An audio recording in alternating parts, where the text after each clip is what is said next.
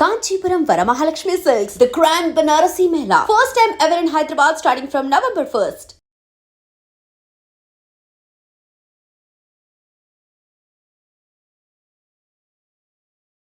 మీరు ఎక్కడ చేశాను ట్రైనింగ్ ఇచ్చారానికి? మీకు ఆయనకి ఎంతకాలం పనిచేశారు విద్మా మీరు? మేము ఒక 6 నెలలు 7 నెలలు మాతోనే ఉండే ఇక్కడ మా ఫస్ట్ ప్లాట్ ఉండ. తర్వాత ఇక మేము దాడులు అయితే కలుసుకుంటాం కదా. ఇప్పుడు పెద్ద ఎత్తున దాడులు చేయాలంటే మళ్ళీ అందరం కలుసుకోవాల్సిందే, మళ్ళీ విడిపోవాల్సిందే. ట్రైనింగ్లో భాగం కూడా 50-60 మంది ట్రైనింగ్ చేయాలి. ట్రైనింగ్లో భాగాలు అంటే ఒకే యూనిట్లో మేము పనిచేయకుండా కలిసేది మీటింగ్ల రీత్యా, మన ట్రైనింగ్ల రీత్యా, దాడుల రీత్యా కలిసేది విడిపోయేది. ఆ రకంగా ఏంటంటే తను మంచి ఒక మిలిటరీ మ్యాన్గా, నేను మొదటి కమాండర్ అయినా కూడా నా నుంచి మిలిటరీ ట్రైనింగ్ కూడా నేను ఇచ్చేది కదా. మధ్య మధ్యలో ఎప్పుడు కలుసుకున్నారు?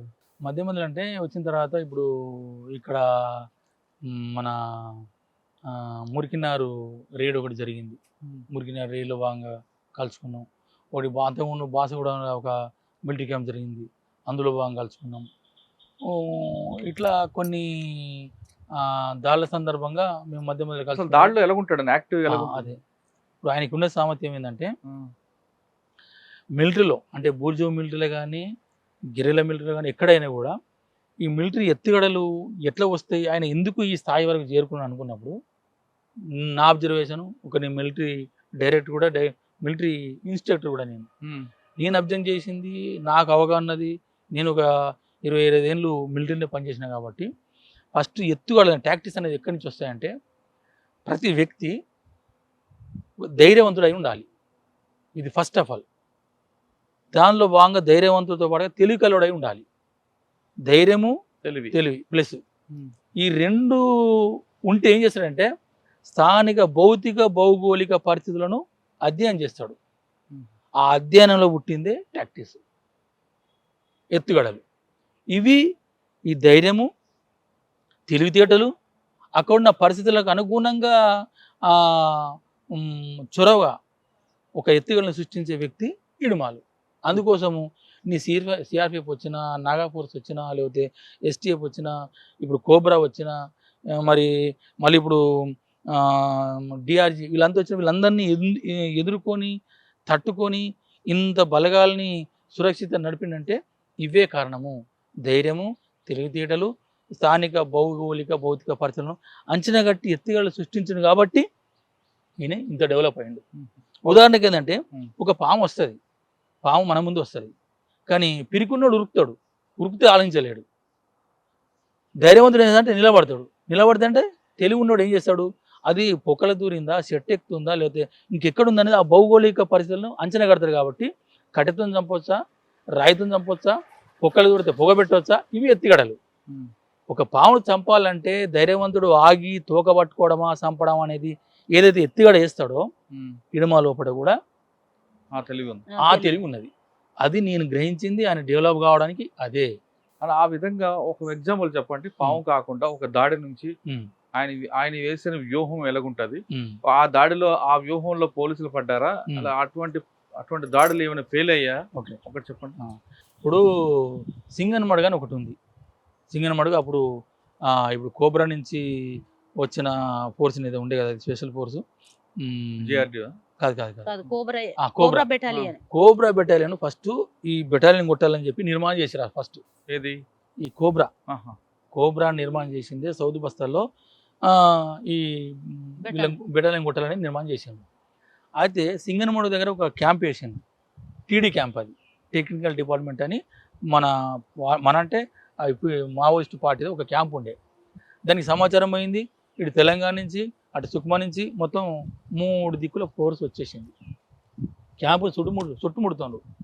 ప్రజలంతా ఏమైనా దాడి జరుగుతుంది అనుకుంటే ప్రజలు ఏం చేస్తారంటే ఇడుమ ఎక్కడన్నాడు, బెటాలియన్ ఎక్కడ, వీళ్ళు తిరుగుతూ అంటారు. బెటాలియన్ కోసం తిరుగుతాడు, వాళ్ళు ఎక్కడున్నా దొరకబడతారు అన్నట్టు. వాళ్ళందికి పోలీసులు వచ్చి రమ్మంటారు అంతే.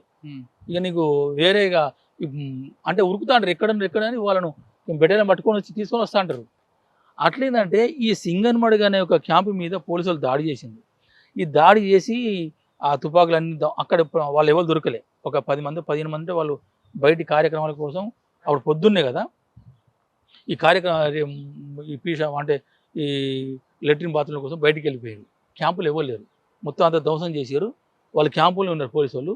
అప్పుడు ఇడుమాలు తన బెటాలియన్ వేసుకొని మొత్తం చుట్టుముడుతుండు ఆ క్యాంపును అంతా, చుట్టుముడుతుండు. వాళ్ళు చూసిండ్రు, ఇడుమాలు చూసిండు. మరి అంత ఫోర్స్ వచ్చిన వాళ్ళు మళ్ళీ వీళ్ళని చుట్టుముట్టి కొట్టాలి కదా.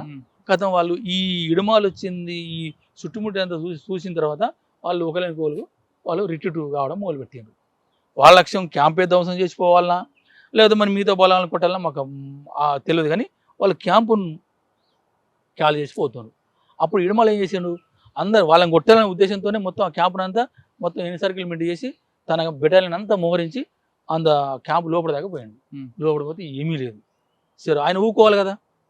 అంటే మామూలు అయితే ఏం చేస్తారంటే అరే ఇక్కడైతే లేరు కానీ లేడు కదా ఇంకెంత ఊరుకుంటారు అని ఊకుంటాడు. ఈయన అట్లా ఊకోడు. ఈయనకుంటే ఏంటంటే వచ్చి లోపలికి వచ్చిందంటే ప్రజలకు నష్టం జరిపిస్తారు కాబట్టి వాళ్ళు రక్షించాలి, మనం కొట్టాలి. ఈ కోబరాట ఆయనకి ఎట్లా కొత్త ఫోర్స్ ఏం తయారు చేసిందంటే దాన్ని మొదటి దెబ్బ నాదే పడాలని ఉంటుంది నాకు. అంతే ఆయన సిచ్యువేషన్ అంతే. మొదటి దెబ్బ పడ్డదనుకో ప్రజల్లో భయం పోతుంది. ఆ కోబ్రా వచ్చిండ బాగా ట్రైనింగ్ అనే ఫోర్స్ అని ఒక ప్రజల్లో ఉంటుంది కదా. ఫస్ట్ దెబ్బ పడితే వాళ్ళు ఆ భయాందోళన నుంచి బయటపడతారనే దాంతో ఈయనేం చేసిండు, వాళ్ళు పోతున్న చెప్పులు అడుగులు పట్టుకొని మూమెంట్ చేసిండు. మొత్తం మూమెంట్ చేస్తా అంటే వాళ్ళు వెళ్ళిపోతారు, దొరకలేరు. అంటే ఒక బ్యాచ్ని ఇటు ఇప్పుడు వెళ్ళిపోతా అంటే ఇట్లా పంపిస్తారు, 2 ఇట్లా పంపిస్తారు. అంటే చెట్ల నుంచి అవపడరు కదా వాళ్ళు, ఇట్లా పంపి చుట్టుముట్టగానే వీళ్ళు ఉండరు, మన చేపలాగా వాళ్ళు పోతుండ్రు. ఒక 2 సార్లు ప్రయత్నం చేసినాడు, దొరకలే. అయితే ఈయన ఒకసారి చూసినంటే దాని అవగాహన ఎందుకు చేసుకుంటాడంటే అంటే పోలీసుల పరిస్థితి ఏందని గమనిస్తాడు. ఈయన ఒకసారి చుట్టుముట్టినప్పుడు ఈ వెనుక ఉన్న పోలీసు వాళ్ళు కొద్దిగా ఉరుకుతూ ఉంటూ అవపడ్డాడు. ఈయన స్వయంగా చూసిండు. ఈయన ఆలోచన ఏంది, మళ్ళీ కొట్టేటోడు అయితేనే ధైర్యంగా నిలబడతాడు. వాడు పోతుండు కాబట్టి ఉరికే సిచ్యువేషన్ ఉన్నాడు కాబట్టి వాడు కొట్లాడడానికి సిద్ధంగా లేడు. వాడు రిట్రీట్ అయ్యి క్యాంపు పోవడానికి వాడు మానసిక స్థైర్యం ఉందని చెప్పి ఇంకేం చేసిండు, 2 సార్లు చేసిన తర్వాత 2 సార్లు దొరకలే. అప్పుడు ఒక 10 మందిని ఇటు 5 మంచి ఎండాపాడు మీరు పోయి దీన్ని ఏం చేసిండంటే దాళ్ళల్లో 3 రకాలు ఉంటాయి. ఒకటి ఏంటంటే అపరిచిత ambush, deliberate ambush. Deliberate ambush అంటేనో శత్రును తన హ్యాండ్ ఓవర్లోకి తీసుకొచ్చి కొట్టడం అనేది. ఈ ఆపర్చునిటీ అంటేనో ఎక్కడ దొరికితే అక్కడ ఆపర్చునిటీ చేయాలి. ఈయన అట్లా కాదు, వాళ్ళు మన దగ్గరికి వస్తాడు కాదు, మనమే వాళ్ళ దగ్గర పోవాలి. అంటే వాళ్ళు ఉరుకుతున్న క్రమం లోపల మనం కొట్టాలి, ఆపి దెబ్బ కొట్టాలని ఈ మొబైల్ అంబుష్ అనేది తను డెవలప్ చేసిందే. ఈ సింగన్మడులో కొట్టింది మొబైల్ అంబుష్ ఇది. అంటే శత్రు పోతుంటేనే మనం ఫైరింగ్ చేయాలి, అంతే ఫైరింగ్ చేయాలి. ఆడ ఫైరింగ్ చేస్తే ఆపాలి, సర్కిల్మెంట్. కానీ అది రిట్రీట్ అవుతున్నప్పుడు కొట్టడం అన్యాయం కదన్నది. వాళ్ళు వెళ్ళిపోతున్నారు కదా భయంతో పారిపోతున్నప్పుడు కొట్టడం అది అన్యాయం. అంటే అక్కడున్న ఆ ఘర్షణలు ఇక్కడ ధ్వంసం చేశారు కదా క్యాంపునంతా తుపాకులంతా ధ్వంసం చేసి పోయారు. అది ఉంటుంది కదా ఆ కోపమే. ఆ కోపం ఏ పోయినా కూడా మన లోపలికి వచ్చి మొబైల్ యుద్ధం మారవాలనే ఒక పార్టీ టాక్టికల్ తీసుకున్నది కదా, దానికి పోవాలని ఆయనే. అంటే ఇప్పుడు ఫస్ట్ ఏంటంటే గిరిల యుద్ధం, హిట్ అండ్ రన్, దెబ్బ కొట్టు వెనక్కి తగ్గు. అయితే దీన్ని డెవలప్ చేయలేదు కాబట్టి మొబైల్ యుద్ధం అంటే గిరిల యుద్ధం కంటే కొద్దిగా మందంగా జరుగుతుంది. అంటే కొట్టడం ఏమంటే రిట్రీట్ కాదు, స్లోగా రిట్రీట్ అవ్వడం జరుగుతుంది. దీన్నే మనం మొబైల్ యుద్ధంలో పోవాలనేది ఒక పార్టీది కాబట్టి సరే పోయిండ్రు, చుట్టుముట్టిండ్రు, ఒక 5 చంపిండ్రు కొబ్బరి వాళ్ళను. అది నైట్ అయిపోయింది, మళ్ళీ రాత్రి అయిపోయింది, 5 తుపాలు పట్టుకుని వచ్చిండు. ఇట్లా ఏంటంటే ఆయన టాక్టిక్స్ ఏంటంటే శత్రువు వచ్చిందంటే ఆయన్ని కొట్టి ప్రజలను రక్షించాలనేది ఒక మెయిన్ ఇది.